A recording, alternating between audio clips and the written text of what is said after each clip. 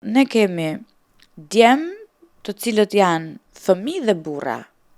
Fjala djalosh mungon. Djemt tanë të shoqërive tona bëhen burra që në moshë të vogël, të hershme, duke ju thënë ti je burr, ti duhet të kujdesesh për maman, për motrën, ndërkohë që harrojmë që janë thjesht fëmijë, janë thjesht djem, kanë nevojë të kalojnë nga fëmijë në djem, pastaj në burra.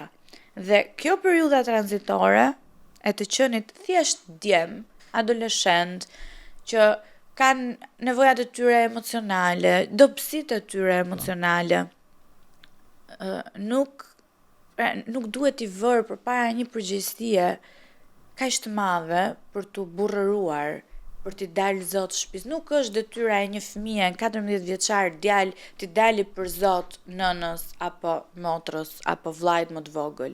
Detyra e tij është të jetë një 14 vjeçar që duhet të shijojë adoleshencën e vet. Kjo nxitimi për t'i burrëruar kaq shpejt djemt nuk po na sjell ndonjë gjë pozitive.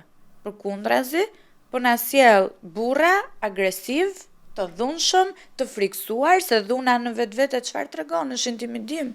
Një person i cili është i zhvilluar emocionalisht, kurse nuk bëhet i dhunshëm. Se nuk intimidohet, nuk frustrohet, nuk bëhet agresiv. Pra, në fakti që ne kemi një shoqëri meshkujsh që janë të dhunshëm, do të thotë që ne kemi meshkuj të frustruar, problematik, problemin e kanë me veten, janë të pasigurt. Dhe këtë pasiguri vjen që në familje.